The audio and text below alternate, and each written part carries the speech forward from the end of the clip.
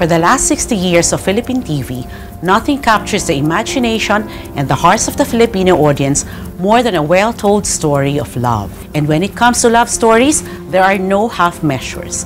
Sa Pinoy kasi, ang love story dapat all out. Ang mga tauhan pagdating sa pagmamahal, lahat ibinibigay. Lahat nagsasakripisyo, lahat nasasaktan. Ganon kasi ang Pilipino kapag nagmahal.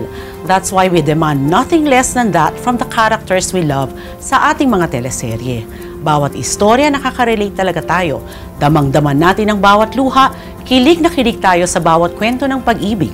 Dahil ang mga kwento ng mga teleserye ay kwento ng pagmamahal.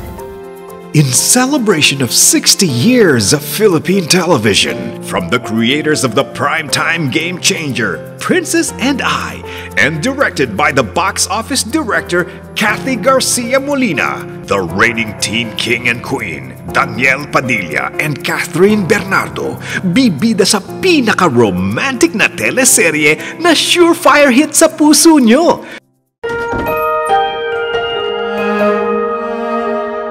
I'm a simple girl with big dreams. Kahit ano, gagawin ko. Kahit ano, papasukin ko. Parang pangarap ko para sa pamilya ko, achieve!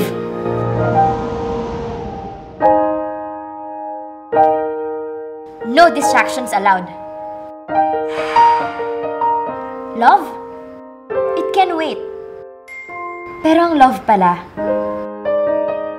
parang magnanakaw.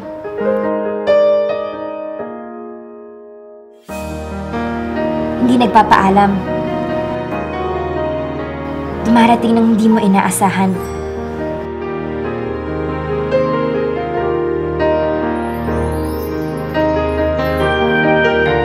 Uy!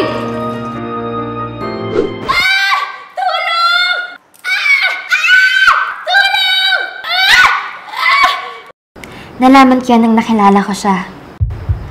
Ang taong magpapabaligtad ng mundo ko.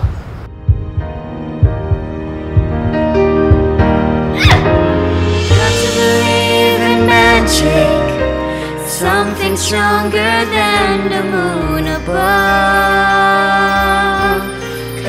Maniwala ka sa magic ng pag-ibig. Got to believe. Malapit na sa Primetime Bida.